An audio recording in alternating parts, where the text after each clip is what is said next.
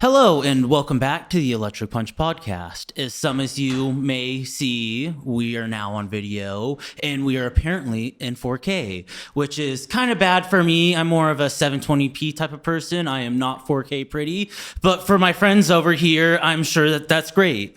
So we're going to have an 4K. Absolutely phenomenal show for you guys tonight. But first, the usual announcements. We at the Electric Punch podcast support and believe in building a community that is safe, welcoming, and inclusive people of all cultural, ethnic, social, religious, and sexual backgrounds. We believe in unity is truly what makes our community so special. So remember, drink more water, bring a friend, look out for and love each other. You can say hoes don't get cold all you want, but that does not make it true. And most importantly, be what you want to see in the community. It's easy to come up with problems for things. It's hard to come up with solutions and answers. Be a part of the solution. Don't be a part of the problem. So with that, I have the absolute pleasure to welcome on tonight's guests, masters of the macabre, two gentlemen who know to throw it down in one day to the next. I would like to welcome Jayden Young and Kardal Hart. Woo, woo, woo, woo. Happy to be here. What up, what up? Glad to have you on. You guys are obviously the founders and co-owners of Crowd Control Entertainment, and that's what this episode and music in general and the community and scene right now is going to be about. I'm super glad to have you guys on for my first video podcast. Super blessed to Love be here. Thank you guys for having us. All right, so let's get started with a little easy bit. Would you rather be a fish in the ocean or be a bird that can fly in the skies?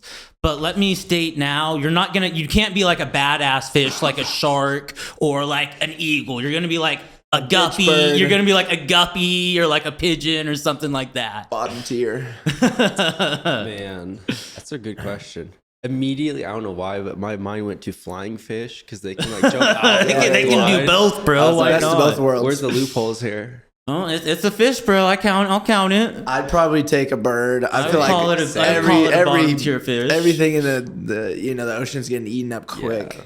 I think that the lamest bird can get a one up on It's cooler than the coolest fish. Yeah. You know. Okay. So let's get started with a little bit of background. How old are you two guys?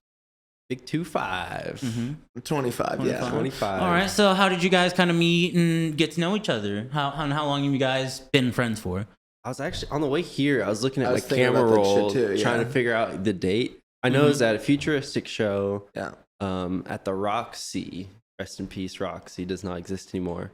That was a really cool venue, though. Yeah. What was that, like 3 years? 4 years, maybe? Yeah. Something like that. I want to say like 4 years. Something like that. Not too long ago. Okay. A little so bit, like- about 20, very early 20s, maybe 21. Yeah. Okay. Yep. So what kind of was your guys' initial inspiration to start a production company, and when was, I guess, the original first show for you guys? You want to go first? Go for it. I'm going to look Okay. up the date on this. We just kind of wanted, like, I was having a really hard time getting into the EDM scene, and we both kind of loved EDM music, but unless you were like a producer, it was a lot harder to make like a mark, and it still is. Like, still just takes a really long time to make a mark on people in the scene. But so we kind of were just like, hey, fuck it. Like, it was during COVID, and we were kind of getting out of COVID, and we were like, hey, we kind of want to just try this out, throw a show. Out. And I kind of connected and kind of just asked around like all the best. I was like, hey, what are like some of the best DJs in the area like currently? And a lot of people were saying Marma, like Mason, Acer Montez, Has Tech, and I'm trying to think of who else. I think Amber Snow might have been on the first one that we had. Okay, but a lot of people were telling us kind of the same names, and we were like, okay, these are the guys we're going to like pay to make it good, you know? Yep. Absolutely. So do you want to tell me a little bit more about that show, Jayden? Where was it at? Did you get kind of when that was? So I couldn't find the exact date. I know it was early, like I want to say like March or April probably. It was at the Roxy, and our first show, I don't even know if we had our name together, but I don't even know if we had a page even. I think that like we might have done one event before we actually had the crowd control page. Made a flyer with our name on it and just started spreading it up. But that show was nuts. Like, yeah, it was a really weird time because a lot of the other places, they were kind of banning events, and then that place just happened to be like nah, we're gonna keep it rocking. So is this like mid 2021, 2020? You got I think it was 2020. Okay, so you guys have been around for about two years now. Then Yeah, that's probably Yeah, right. coming Yeah. up. All right. Okay, so can you tell me the story behind the name Crowd Control? So Kardal used to live in Lawrence up until recently, and he lived before I even met him. I didn't even know this, but he lived like maybe half mile from my house. Yeah. He ended up He's moving right down the closer, road, but yeah. yeah. So we went over. We had a mutual friend, DJ Schwashid, shout out Shaw. Yeah, basically we were just like hanging out, talking about. We already knew that we wanted a production company, but trying to think of names, and we're just like, I think he was DJing, and I was just sitting there, and we were just like bouncing stuff around. And I think he came up with it, like crowd control is a thing that DJs refer to as like, do you have the crowd's energy where you want it, you know, or like get people to move back and forth is kind of the idea. So Absolutely. It's it's a song called it's just called Crowd Control by but I had like the Yoki remix, or I think that's what it was. But I saw that and I was like, I think that'd be a really cool one. But we had so many different kinds of like names and terrible ones and good ones, and it's I hard wish to we think had of a that good list. name. Yeah, it's hard I was to gonna say, settle were on there something. any crazy ones or any ones you look back and you're like, I don't know. thank the Jesus that I did not? I can't think of can't them, think- but I I know wish that I they're could. bad. Yeah, they're bad. That's probably why my brain's like Yeah, getting out. forget about it. Yeah. Okay. So tell me, would you guys rather be a vampire or a werewolf? And are you Team Edward or Team Jacob? Fuck. This is usually a pretty divisive question around I better here. answer this right, or my girlfriend's gonna kill me. Yeah. What do you got? I'm thinking vampire, just because I can be like, Hey, it's gonna be making working nights and long Yeah, nights like a whole working lot nights. easier. I would, I'd probably take the werewolf just because you only get to deal with it like one night of the month, like just the full moon, and then the whole rest of the month you're chilling. You know? Yeah, but it's gonna be a rough night. Yeah, but that's definitely gonna be a I rough have night. anxiety about like when I was going to change or getting caught on accident. And then I'm probably Team Edward, but they're both kind of bums. Both kind of But mids to me. I'll let it bro. rock. Yeah. Yeah, I actually didn't watch that movie series at all, so Well, I can't comment. on it. Edward's I'm like Team Edward, 106 so ride for your and boy. is still hiding and still hangs out in high school and hits on high school girls. So, Yeah, that was kind of weird. so let's talk about the kind of explosive growth and popularity you guys have seen. Like in the last year or two, I feel like you guys were barely on the map, and now here today, it's nigh impossible to go a weekend without something with your guys' fingerprints on, either through you guys as your DJs or your production company as a whole, either through support or just throwing your own shows. What do you think the biggest contributor is to that success? And what? I would say, starting from like a networking point of view, I think just being involved with multiple areas of the music industry. So like obviously crowd control, that's more into the EDM, like underworld and mainstream ish. And then both of us, we DJ at like our normal bars. Like you can walk into Ale House or Society or wherever and find us playing. So having like a wide reach of contacts, whether it's open format DJs like Ashton or Hayden, to EDM people like Alfredo or Stu, even as a venue owner. If I'm being honest, I forgot what the original question was, but I think that was in the direction of the answer. Just our success over like a little bit of time. Yeah, I definitely think the biggest thing is that we go to all venues. Like we'll go and see the house kids. We'll go and see the like just old head scratch DJs. We'll go and to your favorite EDM show. We're just at everything trying to support the wide open net, meet as Yeah. many people as you can, really keeping out that. And I gotta say, I see it. I see that you're doing stuff 3-4 days a week, if not more. Like it's crazy how much I see you guys doing compared to some other people out there. just hustling. We're trying. The hustle, man. Yeah. Well, on the other kind of end of that, with such explosive growth in any business, there's going to be some growing pains and stuff like that. What are some of the biggest issues and difficulties or challenges you say you faced over the last year?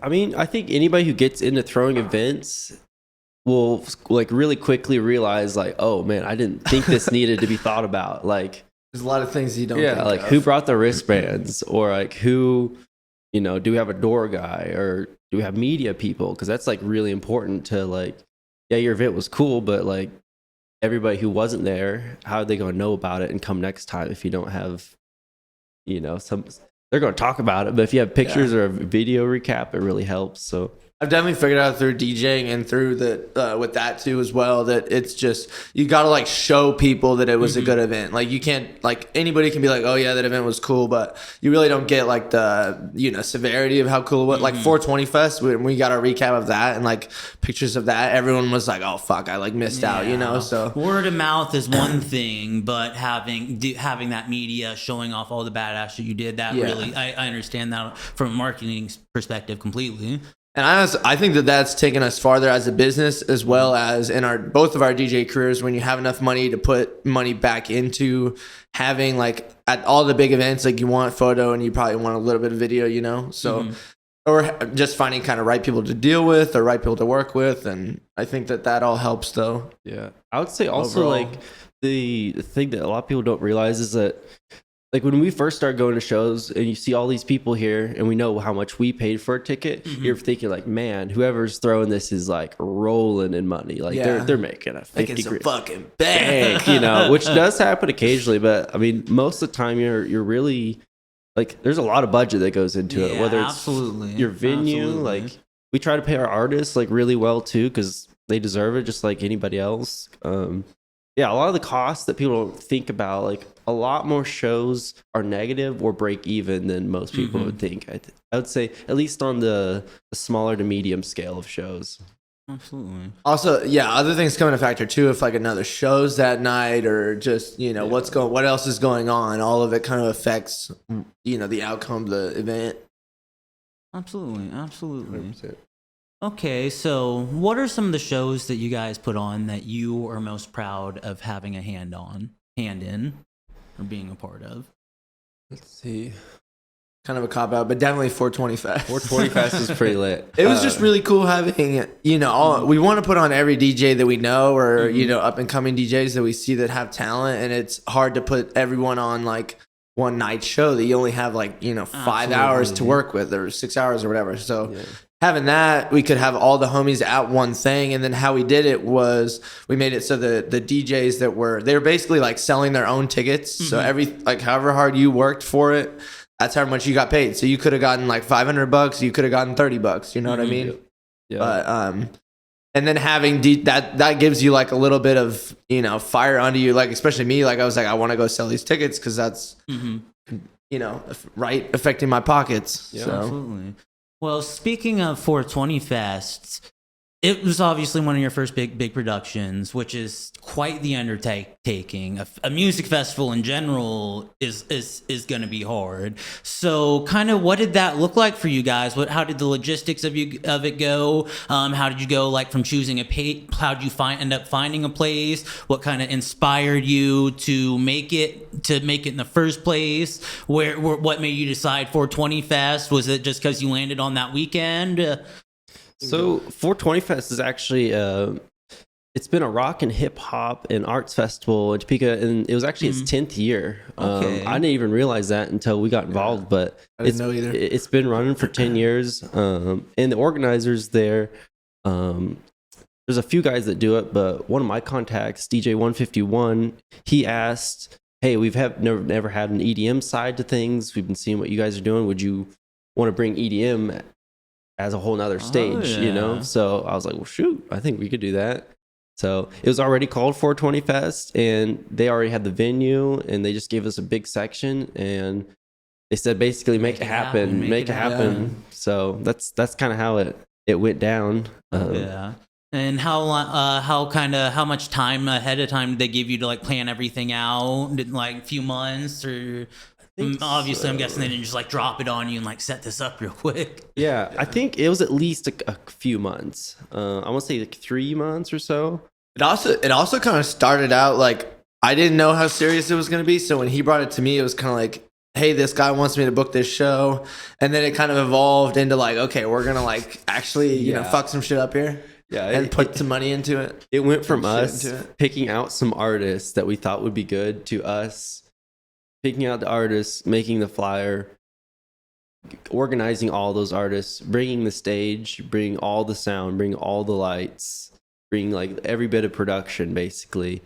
So it was basically a little miniature festival within a festival. So got a little taste of what it's like to be a stage manager. Absolutely. So We definitely got to see though that just little things that you don't plan of. Like we had probably the biggest two things that were our problems this last year were we didn't have enough porta potties.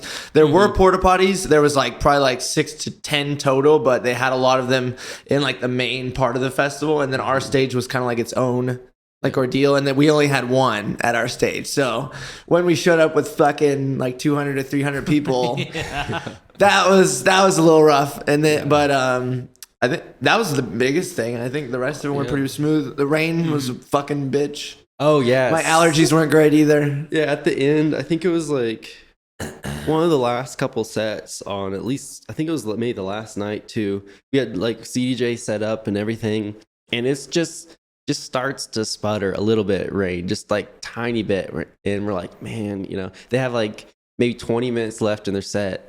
So we grabbed tarps and We're just kind of holding them up on each side of the CDJs. it looked like he was making them. a Subway sandwich with reaching his hands underneath and looking to. Yeah. But finished out the set. It didn't rain very hard at all. CDJs were good. Packed up everything. It rained the next morning. That sucked, but the show must go on. Yeah. Absolutely. So, did you have any wacky experiences dealing with any, let's say, less than sober participants or anything like that? Any crazy fun stories you can tell? And all the shows run together. So Oh, are you just talking about all of our shows or at 420 probably Fest 420 specifically? 'Cause we've definitely dealt with our way, fair yeah. share of nut buckets, but 420 was actually people could camp. They had all that kind of arranged. The girls, there were some girls that were wearing their normal rave outfits, but it got down at nighttime. It was I want to say 40 degrees or something. That was peak nighttime, 1 a.m. or something. It was pretty nice during the day actually. Both days they were there. yeah. But yeah, some of those girls wearing a bikini and then sitting out in 40-degree weather. I was wearing I went and grabbed my sleeping bag, and then I bundled up, and I was just sitting in this chair yeah. At one point dying. we were sitting next to each other in folding chairs with a blanket over just both blanket of us. like this. So we're just hanging. just Yeah. hibernating a little bit. Yeah. Trying to get the body warmth going together. What do you mean? I was told by presumably Dr. Hose don't get cold. Yeah, Hose they didn't. It's Hose gotta got be cold real. that night. Yeah. I can Hose was confirm cold. this. Okay, so obviously 420 is kind of coming back up soon. Are you allowed to talk about what that's looking like at all? A tiny bit. I haven't finalized a bunch of main things, so I want to do that before we start being Obviously. we're 100% doing this, just because I don't want to. Always want to undersell something until it's Absolutely. locked in, and then just because I'd rather be a little bit more quiet about it and then blow it out of the water again. Then overhype it up and something yeah, go then the wrong. overhype it, and absolutely. people will be like, "Well, that was kind of mids," I think we can say this. Hopefully, we'll see. But I think that the two biggest things that we wanted to do this year specifically was get an LED screen and a stage. So those are the two things that we're kind of working on. And then I think also we just in general noticed the last year that we want to put we want to get some kind of a bigger budget together, and then we want to get artists from all of our different lanes that we know. So we want to get all the kind of big hitters from all the different production companies. Yep. And then just the house scene, a bunch of different scenes, so it's a little bit more variety. Yep. I think those are the biggest things that we're working on right Definitely now. Variety, Yeah. definitely More more production. Variety. It's gonna be really hard to put that lineup together. We've been talking about it, but just because of how many more friends we have within the scene in general, it's gonna. It's been a big year. Yeah. That's one of the hardest parts about being a production company. That also we're just homies of a lot of these people, because we probably know 30 people that'd be great on almost any lineup, but how do you pick Yeah, how do you all Sure, of the them, way, and then how do you order them Yeah, too? uh-huh. That was the hardest part, figuring out the order. You just have to be okay, what musically, what's going to work best for the audience, what's going to flow the best for the night. That sucked though. That was It's definitely, yeah. Just also knowing, like, in my head, there's probably like, I want to say like 20 guys in Kansas City that any of them could probably be headliners or have that position. And then when you have like 2 or 3 of them on a show, it's like, where am I gonna, or like also putting ourselves on shows, it saves us a little bit of money, but we also need to know, like, we don't want to headline every single time, but like it helps us out as well. Like, keep putting on these shows with all these artists. Absolutely. Take a little bit out of the budget, but we pay our artists pretty well, in general. It's good to do that. It's good to pay your employees well, or else they'll unionize, and that's never fun. I hear. yeah. No more EDM for you. Yeah, no more EDM for you. We're all standing up against the toxicity. Okay, so has there ever been any shows you produced where kind of everything went wrong, and what did you kind of learn from it? Not really. I think I can honestly say we've never had a bad show. We've definitely had shows that are over budget and under attended. Yeah. What comes to mind is we did one in Topeka, and it was just like, it was a mixture of things. There's another show going on in another city. It's in Topeka, which is a little bit harder, very much harder. We figured that out, so we never booked Topeka again, besides for 420 Fest. Yeah, 420 Fest. Plugging it in. It's like, that 420 Fest, though, is like, it's kind of its own, like, entity. Like, you're in your own world. You know how festivals go. Like, you're in your own kind of space for, like, the weekend. So it's not even really Topeka. It's like it's a really cool, beautiful, like, farm. I would call it, we're area. almost like the reconnection stage at Dance Fest. It's like a separate unity that comes and just has a whole nother vibe going on. Absolutely. Just how ours That's was, exactly how 420 Fest was. But instead of like, you had the live stage for the bands, and then you had hip hop, and then over here in this other area you had the EDM wooks and the fiends. The ladies wearing nothing in 40-degree weather. That's what we had over there. Okay, so if you guys could have an unlimited supply of anything except for like money or like things that you could just sell for a bunch of money, what do you think it would be? Time. 100% time. Damn, out here with the philosophical Mine wasn't gonna be that good. I was gonna say like bananas or something like really stupid, but like time's a great one. I'm gonna go off that. I'm gonna steal that answer. Time, energy. Limited energy would be cool. That'd be pretty sick, honestly. Like if my body could just keep going without needing to chill. That'd be good. Like both for music and just for like doing business ideas or whatever. I have unlimited inspiration. It's called crack cocaine. Sick. It keeps me motivated every day. Okay, so let's talk about kind of like the day of the show. You guys are both just working on it. Nobody's playing. First off, like what's that look like for you? What time do you guys wake up? What time do you guys get there? You guys have like make sure you both eat something. Do you have any pre-show rituals or anything like that? What does that all kind of look like for you? Go first.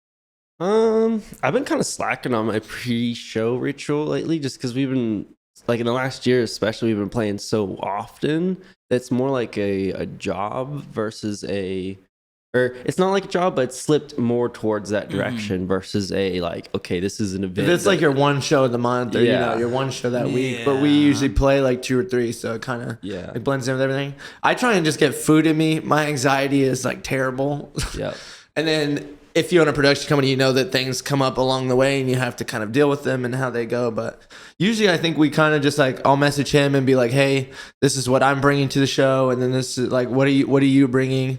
Or like just what we need, like, hey, you have the cash box or you have this, can you bring that? Yeah. And then we'll decide, like, depending on the venue, if they already have sounder lights and what we need to bring. Yeah. Kind of just talk about all that. Mostly it's playing like a time just to meet. Making sure we're good, like water, food, like he said, and then just last minute details that need worked out. A lot of body armors. Whole lot of shout out body armor. If you're listening to this, hook me body armor. This isn't it, but hook me up. It is. Yeah. Okay. So when you guys are kind of putting together a lineup, what is the kind of screening process? What do you do to make sure somebody's going to be a right fit for the show and just also be a right fit for you guys? How do you know you're not going to hire somebody who's kind of fucked up on drugs or not an asshole or it's going to blend well with you?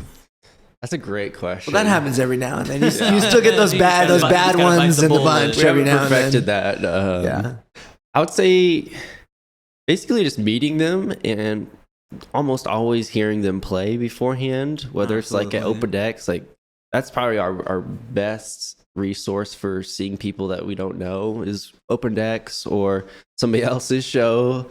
Yeah, we'll randomly be at a show every now and then and be like, oh shit, this kid's Yeah, pretty this guy's good. Or fire. like really trying to talk to him or something. I don't know if we've ever put somebody on that we just didn't know anything about how they played or anything.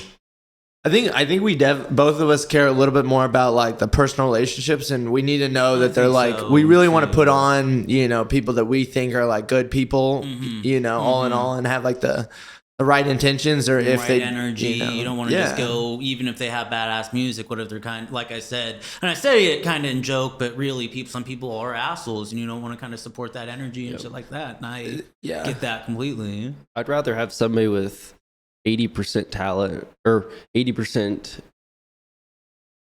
Forget the percentages. But I would rather percentage. I'd rather have somebody who isn't or is a little bit newer or is a little bit less experienced, maybe not as like, oh my god, on the music side, that's like genuine and nice and just like reasonable, than somebody who's like insane musician, can tear up the decks but is like an asshole. Like I just don't want to work with you. There's too many other people and with the amount of people that we have option to book now, we know we're like, okay, these people are great to work with. This is usually we'll have these set of guys on, and then we'll test out a couple new ones and we'll see how it goes. We've seen good things from them, but we need to test them out a little bit more. All right, yeah. So I think this leaves us to our halfway mark. We need to take a quick 10-15 minute break, and we will be back. Awesome. And we're back. So if you guys were professional wrestlers, what would be your name or title, and what would be your kind of theme song? You got to go first on that one. Oh fuck. I'd get copyrighted from using Macho Man Randy Savage's name, and what would be my like signature move? Like I don't know. Like the shoe away. Shoe away. Get out of here, bro. That's the peasant shoe. Yeah. I don't even know. I was trying to stall for some time. I never watched wrestling. Yeah. So what do you think of mine? You'd be like the really nice guy. I don't know how you do it in wrestling, but like somehow just be the guy always helping everybody out, but not helping out enough to like ruin relationships. I'd like to be like the dude who just knows martial arts so well that he doesn't look like he's doing anything, but they're like, Jayden would probably be like a coach. Yeah. Like a really good wrestler. I'll be the water dude. Really good Only inspirational have to come wrestler in there coach. when somebody messes up your boy. Yeah. I'll come in and throw water on people and there you go. hand them towels. Be a sprinkler. Yeah. Okay. So let's move on to a little bit of a harder question then. How do you guys see EDM, the scene in your company, evolving in the next 5 or so years? That's a really good question. I think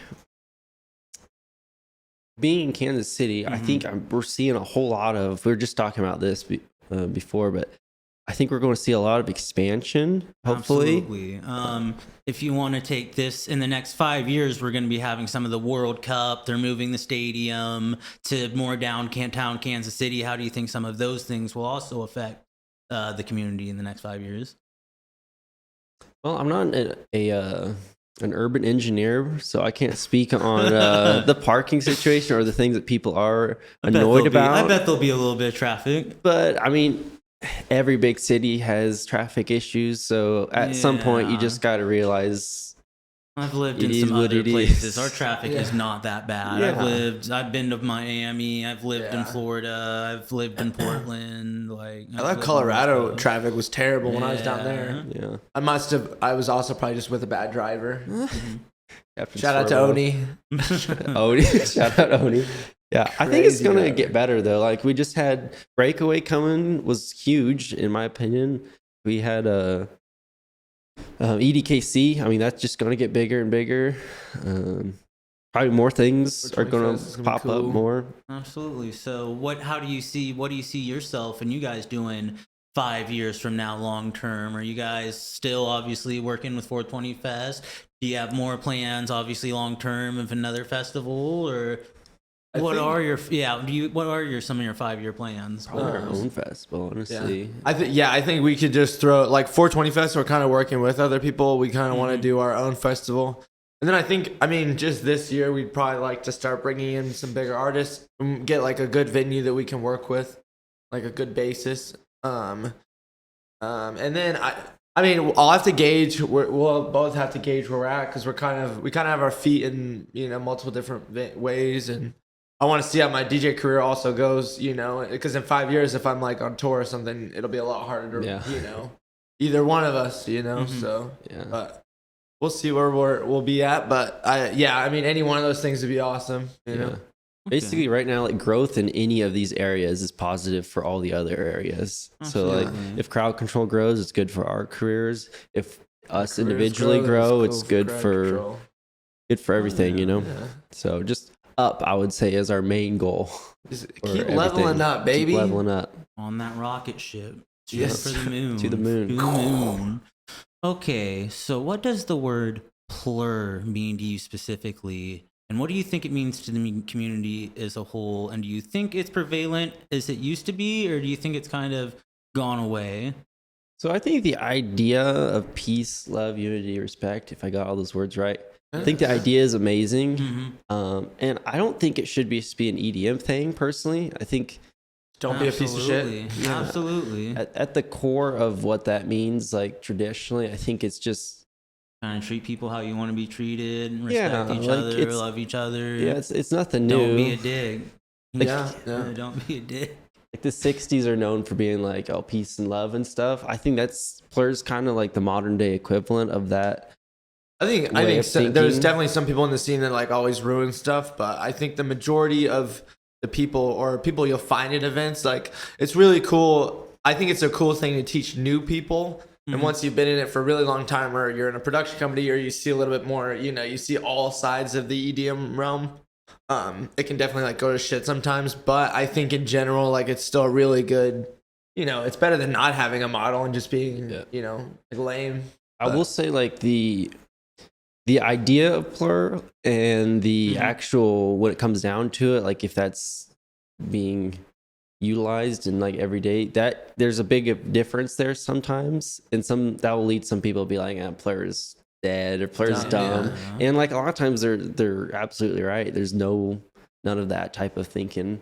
But I mean, I think the more we keep that in the back of our heads is the way to, like, a goal to shoot for. I think it'll improve everything.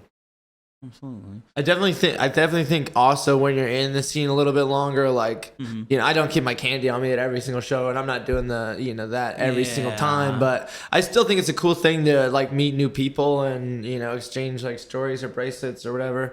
And I think in general, it's probably still one of the better communities that I've like ran into and found people. I can be at a festival and be like, hey man, like I lost my water or something, like, could you help me out? And someone there within, probably like, arm's worth vicinity could help you at the fest. Yeah, like they're a lot more better, like all in all of a group of people, I would think. I would say your average dance fest or average insert EDM fest goer would be a little bit more Plur than your average Rolling Loud attendee. Yeah, a lot more Plur. I'll put it that way. Yeah. Okay. So you guys do a fantastic job of working with other production companies, but do you consider your guys to be competitive, and do you have anybody you consider to be competition? Not really. There's so many people and there's so many events to be had. There's so many artists to put on that I think if you start thinking about it as competition, that kind of lessens your impact on the scene itself. Shout out to Impact, by the way. Shout out to Impact. So I think the more you work with people, the more opportunities come around, So like the biggest companies in the world, they have deals with other companies. Some of them are just monopolies, obviously, but absolutely. The key to growing something isn't to doing it all yourself. It's to organizing people and getting them like sold on a dream or an idea, So Yeah, I think I'm definitely more competitive. So I started off a little bit more like with a little bit of spice, and then also when you start meeting these people and you like, we all have like a similar vision, and we all like go out of our way to help out the scene, even when sometimes it's against us. You know what I mean? Mm-hmm. But we still go out of our way and out of our days and out of our money and out of our time or whatever. Out of pocket. See, I am a big help out. believer in that you have to be competitive. At the end of the day, the entertainment industry is a competitive business. You do have to not be at everybody's throats, but even healthy competition's fine. But you have to kind of find a good line there. We're probably in competition with everybody, but also having everybody that we're in good with, and we can also like trade off. Like if me and Jayden want to hop on an event with somebody, and we want to bring them on, and it just helps out everybody so much more. Absolutely. Because each time you split that, if you're like, oh, I don't mess with this production company, then you lose like that whole market. person's base, of those people. And it's cool playing for those different crowds too, and finding different people at each show. There are still people that, we've been doing this as long as we have, and still people that are like, oh yeah, I've never heard of you, so all the time. It's cool to continue that. One thing that I think started out with our first show that we really tried, like we both like production, like we like going to a show and being like, okay, this looks cool as fuck, when it's not just a big artist. So one thing we've tried to do is even on our smaller shows, bring like, if we have cool lights, bring them, if we have a smoke machine, bring it, or if we just kind of try to add little pieces here and there to our shows make that the experience better and better, make it your own. Exactly. We're trying to add value, not only in like people's experience, but like, we want to put on a show that we'd want to be like, yep, that was our show. It's good, Yeah. I think we definitely do that, especially for 420 Fest. I think we just put a lot of extra effort in there. Just with that too. Like even little things is just getting like, I was trying to decorate like per day, have like a certain theme. And one day we had aliens versus dinosaurs. So I just got like little inflatables, and we brought those and just had them like kind of all over the stage. And then I added like some jungle like fauna. Just little stuff like that that's like not that big of a deal, but it makes it look a lot cooler. Shout out to the cow. If you Shout out to the cow. You know. So what tips or advice would you give to a DJ who was up and coming and wanted to get their foot in their door, get their music heard, and kind of wanted to get their name out there, and maybe start getting booked on shows and stuff like that? Somebody just asked us this on Saturday, actually. Yeah. Me and Jayden together when we were together. Yeah.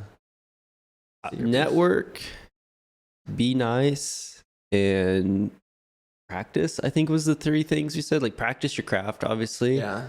Network and learn from other people and share what you're doing and see how other people are doing what you're doing. You learn from that, and then just be a genuine person. Don't try to make friends with people or come to places just for your own agenda, like Absolutely. unless your agenda is just in being a well-rounded person, but make sure your motives are pure, like, and it's really easy to tell when somebody's there just to be like, hey bro, get me on a show versus they're like there just to come hang out and see what's going on. I would definitely say just like the first couple times, just go and like meet people, like just go and talk to people in the scene. Like you don't want to be that guy that just shows up and he's like, okay, I came to the show. Like, can I get a set like right now or whatever, kind of like meet the people. Hey, I know somebody's playing right now, but can you tell him knock off? Give me 15 minutes. Yeah. Let your boy hop on. I got my USB. And don't be afraid of opening either, because like a lot of your first sets when you get started, like for both of us, like if you're the first on, like it's not a bad thing. I think there's a really big negative connotation to opening nowadays, because like everybody wants to be the headliner, be like the dude that everybody's there for, and see the most amount of people that you're playing to, and that's cool. But like, don't undersell the opener, because you have just as important of a job half the time as the headliner, I think. So get used to opening and don't just get good at it, I would say, like we still do it. Like once you get to a certain point, you then just keep moving and then you open up for bigger artists, but you still open. Like we're still opening. And I think that the big thing a lot of people can do in that spot, like still show some energy. I don't think if you just stare at your CDJs, even though you're the first opener, like I get it and there's not people there, still like we're watching and we still want, if you show us like I can still entertain people with there only being like 5 people in the room, okay, then you can probably entertain, like 50 to 100 people or something. Yep. But you got to still have that energy and not like, I think a lot of DJs, they're more worried about the mixing, and the mixing, like, you obviously want to mix really well, but it sticks out a lot more if you can like be with the crowd and like one with the Absolutely. the whole present. thing. Be present for your set. Absolutely. I definitely think another thing that I'd say is just like forget about the ego. Like all of us, as much as we think the shit that we are, like we're still just Kansas City based artists, and we're still just in this exact market. Like we're not, none of us are like traveling. Like maybe some people are, they came from Kansas City, but a lot of us like just locally, like if you're, we're only getting paid like 50 to like $100 a show anyway. So forget about your ego. Yeah, be humble. Be humble. Like the shit where we're at right now, that I have so many ideas and where I want to go and take my craft, and the possibilities are endless. Absolutely. Just know that. Keep it chill. Low. Yeah. Keep opener ego, and that will get you into later sets for sure. Okay, so you guys are obviously both DJs and you're on the production side. What if you see somebody playing and he's playing the show and he's not playing kind of the right music for the show, crowd's not liking it? What do you kind of do in that situation? It depends on the situation. Depends on the show, yeah. Depends on the venue. Most of our show, like at a standalone EDM show that let's say we have 5 artists we put on, I don't think we've ever had a problem with whatever people want to play in that setting, because it's an EDM show. It's going to be heavy or it's not going to be heavy. Somebody's going to be fucking with it. When it gets a little bit more complicated is when it's at, say, a nightclub, where it's a known thing. If you play at a nightclub, you're going to have people have to play to the crowd. Exactly. So, and that's part of being an open format DJ versus EDM is you have to read your crowd, and if it's not working, figure it out. You need to switch it up. Yeah. You can't walk into a nightclub typically where they have, there's people there that didn't know what was going on that night, and they might not want to hang around the whole night if they're not really vibing with it. A lot of people just come in because it's a Saturday night. They don't really know who's playing. They're just going to. I think it reminds me, like, touring DJs talk about a lot how their normal sets are completely different than their Vegas sets, because Vegas sets is still like people are coming out there for their birthdays or to have, so they mix in, like RL Grimes specifically. He talked about how he does like so many more edits just in the Las Vegas area, so he can add like his acapellas and then add that over, like what's the new track or whatever. Yeah.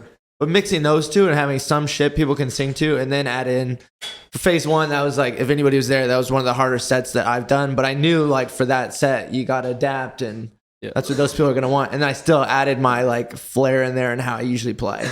Yeah. So people could still know that it was like me, Yeah, it's not selling out to play some stuff that people would recognize if they're not in the EDM scene. Absolutely. Like some of the best edits are from EDM artists that it's like Do It To It by A-Craze. He took like something that was very like lean with it, like people know it, and then it just blew up because your audience is just that much wider. So if you can know your audience that you're getting into and modify on the fly if you need to, that's probably the best advice. Definitely key. I think just get a lot of DJs when they're first coming up, like a lot of them, their goal is to have 100% produced set.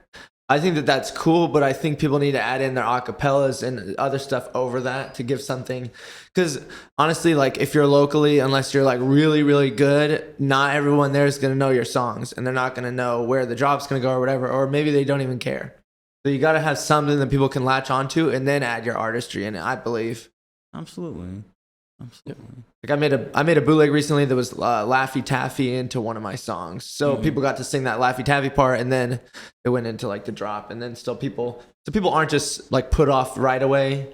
You can have that and then show them like, oh yeah, that's an original that I made, and and people fuck with it even more.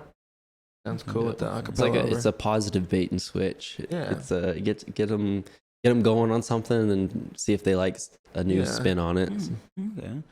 Okay, so if your company was to have a mission statement, a one sentence thing that kind of described you guys or what you guys were about, do you have any clue on that?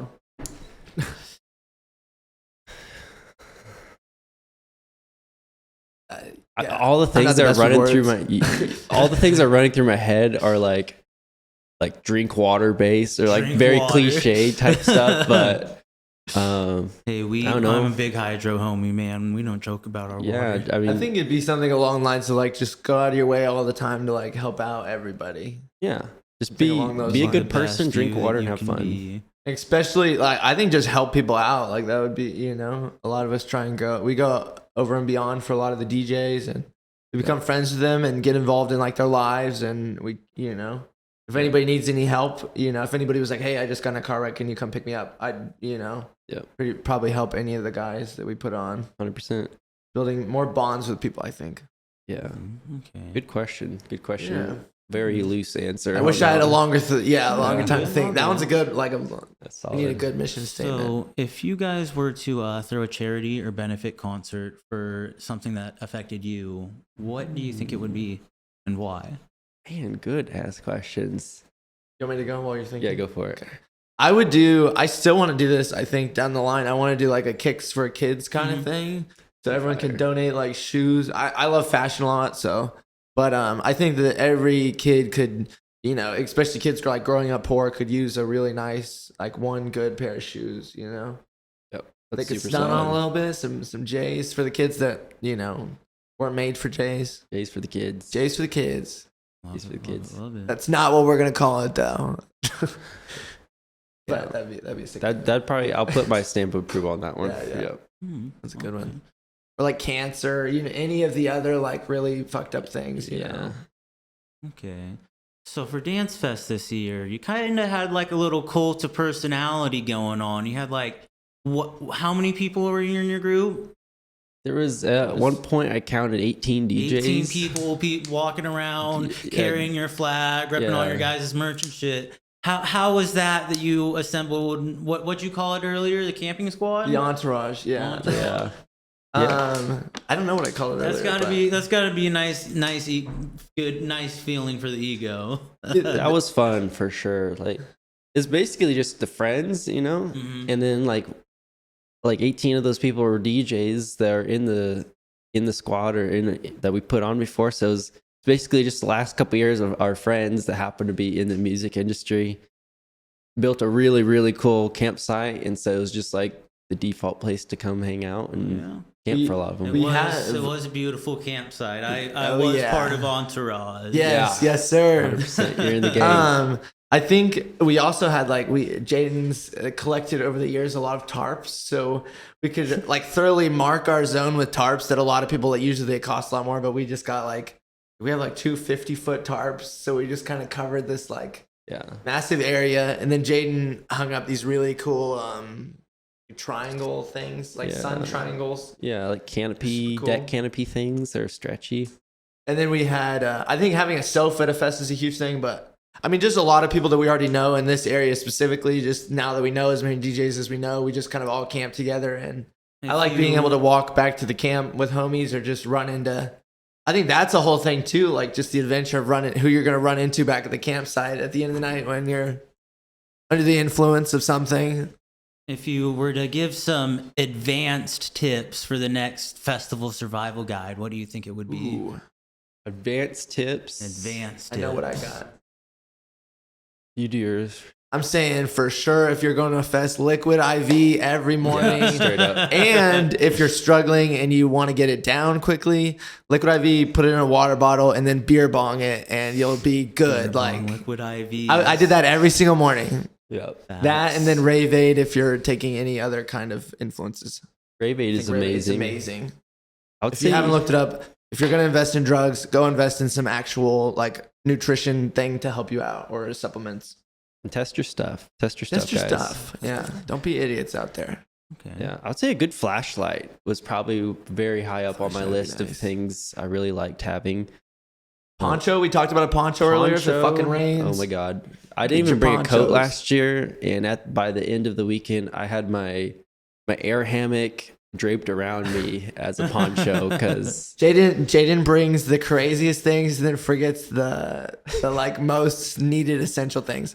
Jayden brought a leaf blower. Yeah. What else? What other Leaf blower was lit. That was the leaf blower was amazing that though might because have we been got my to clear favorite. off stuff. Or if people were getting hot, you could just like for like 20 seconds. It was great. Shout out Ego Power Tools. Yeah. Most powerful blower on the market, apparently. We brought a generator. We kind of Generator? like snuck it in. But, Shout out Icon Entertainment. Shout out Icon for the generator. Yeah. Okay, so what do you think is one of the craziest or stupidest ways that you've been injured? I've been injured. I just got in a car wreck this week. How's your shoulder bad? Yeah. Craziest or weirdest ways I've been injured. Oh, I have a good one. This is kind of a deep diving story, and I'll try and make it quick. But I was in New Mexico, and I was climbing up this. It was kind of like a security ladder, and I accidentally hit the lever for the door that closes on the top of it, and I got these 4 fingers just stuck in this door, and I thought I could have lost all of these. You're scratching a little bit weird. Yeah, a scratch would be like a nub or something. But so that was definitely probably the dumbest thing. As you're a kid, you're just like, whatever. You don't think anything can hurt you. And then I had to be in cast. And then my mom got me a bike for Christmas, so I couldn't ride the bike like with the cast. It's not good. But that's probably my dumbest injury I've been in. I used to race motorcycles a lot when I was younger. So my first motorcycle I ever had, I was 6 or 7, and I was doing wheelies in our front yard with it. And it was old school bike, so I had a big muffler. And I did one of the wheelies on a hill. Something happened. I lay it over, and I ended up falling on it somehow. And like this whole section of my arm was directly on the muffler. So it burnt basically the whole inside of my bicep area's skin off. So I've never heard this story, folks. Very awkward place to have a burn. It hurt a lot. That or I have a tree company too. And I cut myself with one of my saws when I was all the way up in the tree pretty badly. I got lucky. So one of those two. We got something watching over us. Yeah, something good. So how would you guys rate each other's work ethic? High as fuck. Yeah, that's what I was gonna say. High He's as one of the a- hardest working people I've ever met. I'm trying to commit as much as I can to like DJing fully, but he has just so many different avenues that he makes stuff in.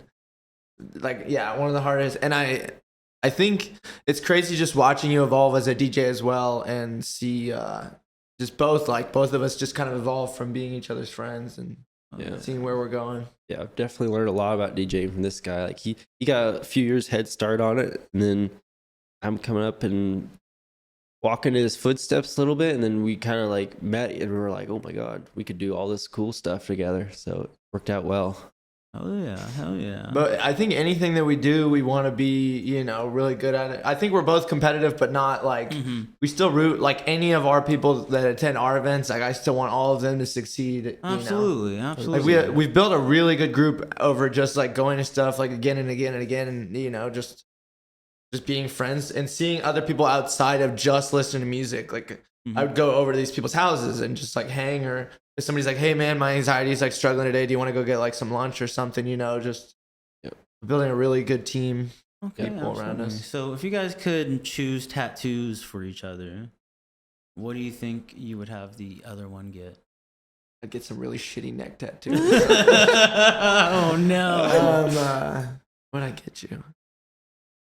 I really want a The GTA 5 cut here. Yeah. Something super basic. I'd probably get Jayden. I want to say somehow we'd get a chainsaw like upright with headphones on. I don't know if he'd like that at all, but I think that'd be entertaining. There's some ideas there. I'd probably get like it's kind of edgy, but I've seen some people get like a crossfader logo. So it's just a line with a thicker line onto one side or the other. I think that'd look pretty cool somewhere. Be dope. That or the wheel of the keys, not alphanumeric. Or it is that would be cool, yeah. Camelot wheel. Camelot wheel, so you can see what keys everything works with. That'd be kind of tough. It's supposed to be in your head, but I'd have like a search bar that I couldn't type in anything. Yeah. My phone number, so if I ever get lost, people. What if you get a new phone though, and then you just have this dumbass number on your arm for? Okay, well, we are running a little close on time, so why don't you tell me about what projects you have coming up, what you're what you guys are happy and proud of, yeah, that are coming up, both DJ wise and as your production as a whole company as a whole. Is there anybody you want to give shouts out to? Probably too many fucking Now is the people. time. You do speed run. You go first. Okay. Shout out to my girlfriend Ramona. And then what else? I think we both just got kind of a full schedule coming up. I'm really excited about. I'm getting to play one of my highest paid gigs I've ever played on New Year's at Kelly's. That's gonna be super fun. New Year's for every DJ. Like if you're an open format DJ, you make like double or like triple of what you normally make, just because the demand for DJs on New Year's is like outrageous. Like every DJ should be getting booked. If you're not, something's wrong there. But do better. Do better. Yeah. Shout out Impact. Shout out Heist. Shout out Stewart for Aura. Shout out Mosaic a little bit. Shout out Zooks. Shout out Zooks. Shout out this podcast. Shout out Ed. Shout out Devin. Shout out Curry. If you think you should be on this list, you probably should be on this list. Shout out to Subsick. Shout out to Subsick, dude. Big deserve it, man. Yeah. He's been working really hard. He has. The kid's He's getting really going places. Yeah. Shout out to Blues Cruise too. He's come up so fast, man. Mempo's really good. If you guys haven't met Mempo yet, he's really new on the scene. I think he's also really good. Taz is one of our new video guys. He's one of the best in the game. Yep. I think he's great. Shout out Girani. Girani's great. Girani is the There's man. way too many people to shout out. So Shout out many. to my mom. Shout out to my girlfriend, my mom, my dad. Making a fucking fiend. Lunatic. All right. Well, I would like to thank you guys for your time. It has been absolutely awesome to have you guys on here. Thank you. I appreciate you guys taking the time out of your busy schedules. For Kansas City, you guys stay safe, stay sexy, and remember, like, share, rate, subscribe, and have a wonderful weekend and be safe. Thank you guys.